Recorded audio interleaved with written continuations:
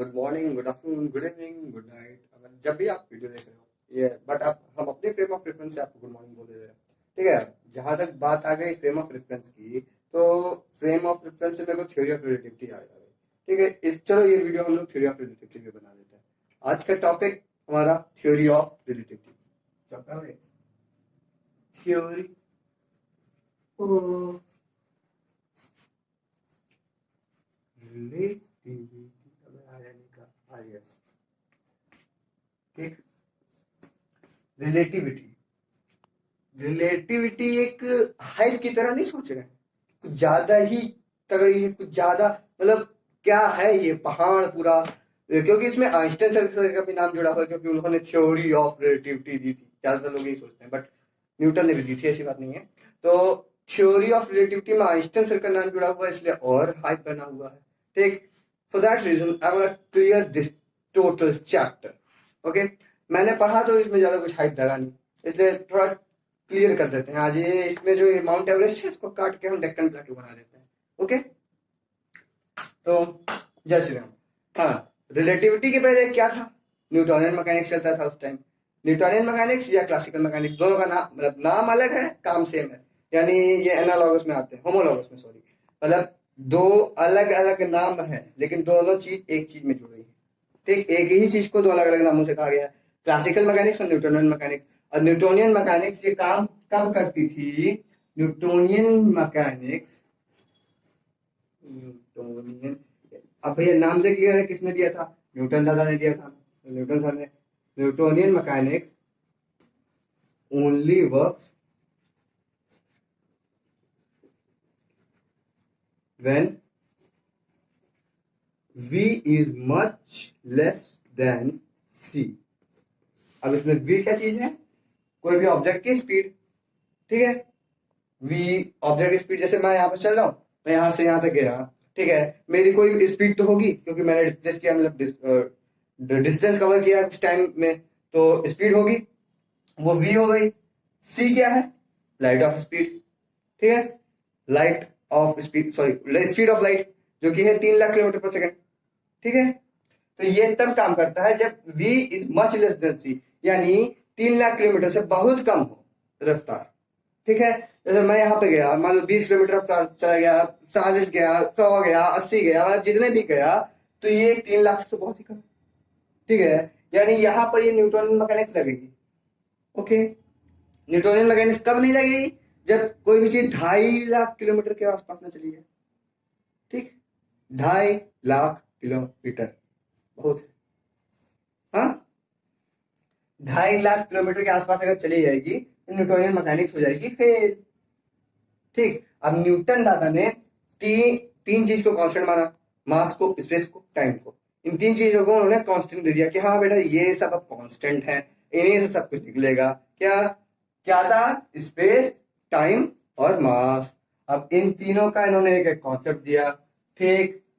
अब कॉन्सेप्ट हम क्लियर करते हैं, अपना काम ही है कॉन्सेप्ट क्लियर करना। पहले स्पेस का लेते हैं।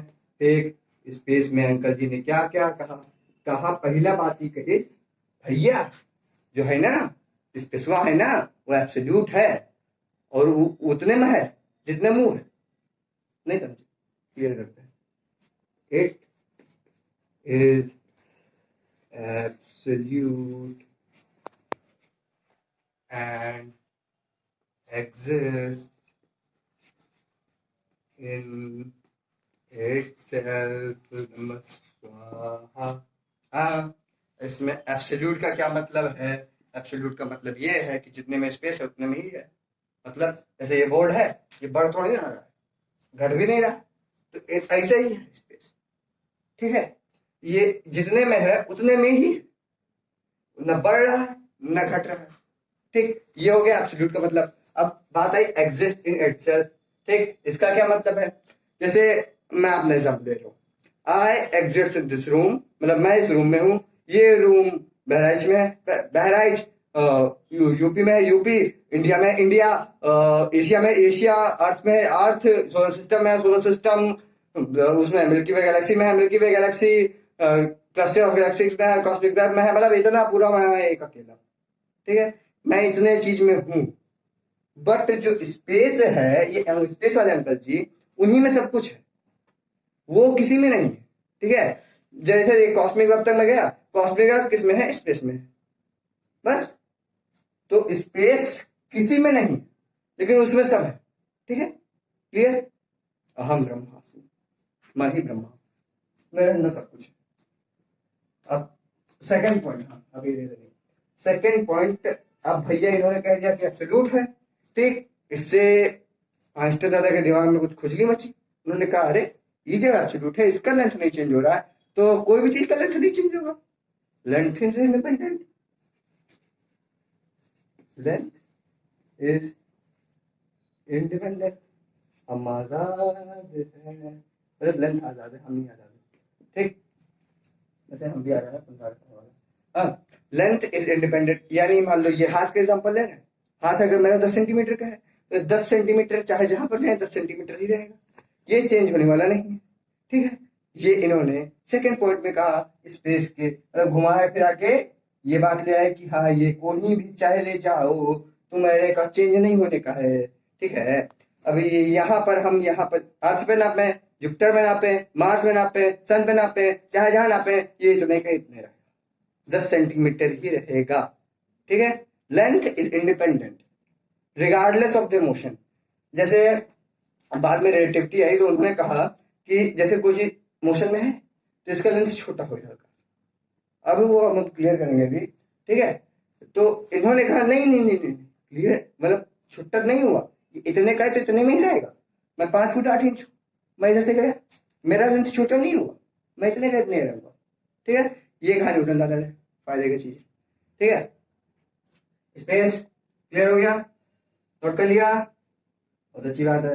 स्पेस अंकल जी सॉरी, आप जा सकते हैं। हाँ हाँ हाँ, ठीक। अब बात करते हैं टाइम की, समय, समय।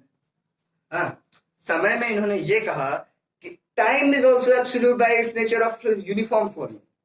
मतलब जो समय है वो धीरे धीरे चल रहा है, बस उसी नेचर से वो कांस्टेंट है।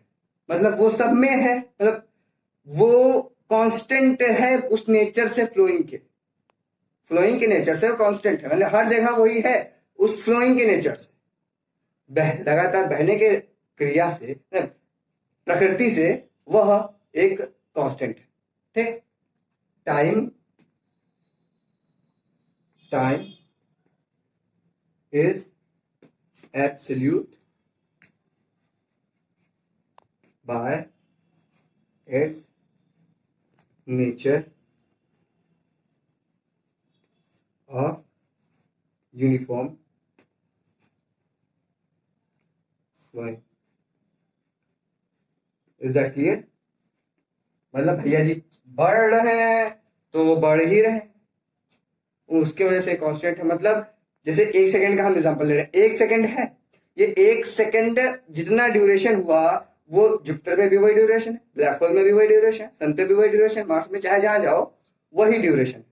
ठीक है, 1 सेकंड ही है। जैसे यहाँ का 1 सेकंड, जुपिटर का, मार्स का, ब्लैक होल का, हर जगह का 1 सेकंड है। ठीक, ये इन्होंने कहा। सेकंड पॉइंट इन्होंने कहा कि सैमल्टेनिटी इज ए कांस्टेंट इनवेरिएंट। ठीक है, साइमल्टेनिटी इज इनवेरिएंट, मतलब जैसे किसी चीज साइमल्टेनियस कोई चीज हुआ, जैसे ये हाथ मैंने किया फिर ये हाथ किया, मान लो इन दोनों में मैंने 1 सेकंड का फासला लिया, एक हाथ ये हुआ फिर ये यहाँ पर हुआ, 1 सेकंड हुआ। ठीक है, अब ये जो 1 सेकंड रहा, ये हम चाहे जहां से नापे, चाहे जिस मोशन से नापे, ये उतना ही रहेगा। ठीक है, मान लो तो सामने वाला कोई बंदा जा रहा है, मैं यहाँ पे रुका हूं, मैं यूं यूं कर रहा हूँ। ठीक, इधर से कोई बंदा खड़ा है, यहाँ पे कोई जा रहा है। ठीक, दोनों लोग देखेंगे कि हाँ इन दोनों में से एक ही का फासला है, 1 सेकंड का ही फासला है, चाहे वो चाहे जितनी स्पीड में जा रहा है, चाहे वो चाहे इतनी देर से बैठा है। ठीक, क्लियर? यानी साइमल्टेनिटी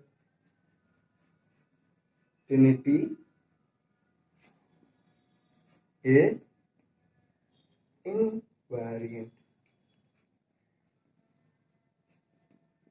Any problem? No? Okay. Okay. I'm going to erase it. उम्मीद है जिसमें okay okay okay okay okay okay अब बात आती है मास की, इंडोरा मास की नहीं, फिजिक्स वाले मास की। ओके, मास सम्मानित मास में अंकल जी ने ये कहा, मैं दो मतलब फांसी में दो ही कहे, दो मास, मास पे इन्होंने ये कहा कि mass never changes with regardless, नहीं, with respect to motion. Mass never changes with respect to motion, यानी जैसे मान लो इसका मास 100 ग्राम है, ठीक, इसको मैं चाहे जितनी स्पीड से फेंकूं इसका मास नहीं चेंज होना है। ये गिरा 9.1 मीटर पर सेकंड स्क्वायर से, ठीक है, ग्रेविटी की वजह से, तो इसका मास उतना ही रहना है बीच में, चाहे मान लो यहां से ये गिरा, यहां से यहां गिरा, तो बीच में इसका मास इतना ही रहना है, चाहे जहां पोजीशन पे हम लोग देख लें, ठीक है। ओके, लिख देते हैं क्या, mass is absolute with respect to motion, ठीक, ये हो गया मोशन, सॉरी है मोशन लिखा है। हाँ, अब सेकंड पॉइंट उन्होंने क्या कहा, मास जो है इंट्रामास, नहीं ये नहीं कहा, इन्होंने कहा कि कोई भी सिस्टम में, मतलब कोई भी एक्सपेरिमेंट में, कोई भी लैब में कुछ भी हम करें किसी भी मास के साथ, वो मास उतना ही कांस्टेंट ही रहना है। जैसे कोई एग्जांपल लेते हैं, ठीक, ले लिया हमने एग्जांपल, यहाँ पे ले रहे हैं एग्जांपल, एग्जांपल यहाँ पे ले रहे हैं, यहाँ पे ले रहे हैं, हाँ, NaOH plus HCl gives out NaCl, sorry gives Cl plus H2O, ये देता है न्यूट्रलाइजेशन रिएक्शन, याद हो तो। हाँ, मान लो यहाँ पे 40 ग्राम यूज किया हमने, यहाँ पे 20 ग्राम यूज किया, तो 50 ग्राम निकलेगा, 10 ग्राम निकलेगा, ठीक है। मतलब अब इनका सम देख लो 60 है, इनका सम भी 60 है, माने ये जो मास है, टोटल मास है, वो नहीं चेंज होना है, उसको हम किसी भी रूप में बदल सकते हैं, बट वो चेंज नहीं होना, किसी भी कुछ भी हो जाए। ऐसा ये चौक है, इसको हम तोड़ फोड़ डालें तो तब भी ये तोड़ फोड़ का उतना ही निकलेगा जितने का रहा, जितने का था, ठीक है, तोड़ दिया, तोड़ दिया। हाँ, तो इसका डिवाइड हो गया ना दो भाग में, तो इसको जब साथ में तोलेंगे तो उतना ही निकलेगा जितना ये पहले था बिना तोड़े हुए। यस सर, लिख दो, mass never changes if anything happens with an isolated system, ठीक, आइसोलेटेड सिस्टम के साथ कुछ भी हो, मास कभी नहीं चेंज होना है। ओके, वैसे हमने अभी लिखा है तो आप लोग भी लिख लीजिए।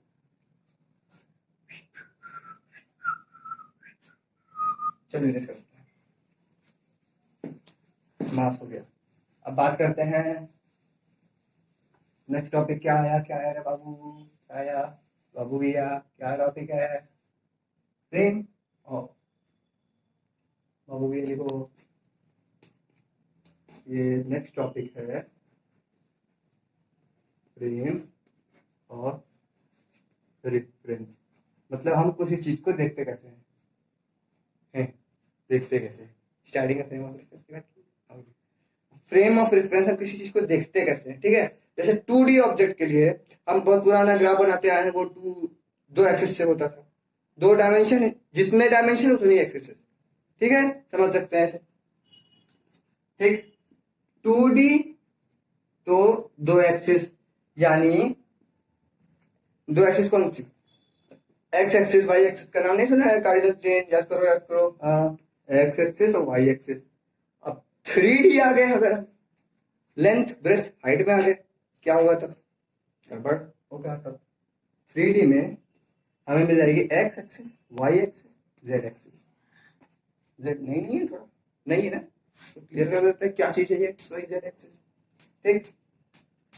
इसका ध्यान देते हैं, ऐसे ऐसे प्लेन बनता था, सॉरी ऐसे ऐसे, ठीक है, यहाँ पे कोई पॉइंट हो जाता है, ऐसे डिराइव कर देते हैं, तो but X Y Z axis में क्या होना है, एक्स वाई जेड एक्सिस में ये बनना है X Y Z Z origin O, ठीक है, ओरिजिन ओ हो गया, ठीक है। अब इसमें इसमें कैसे देखेंगे हम, इसमें कैसे देखेंगे भैया, देखो इसको हम क्लियर करते हैं, ठीक है। बाबू भैया वीडियो कट करो, क्लियर करते हैं हम उसको,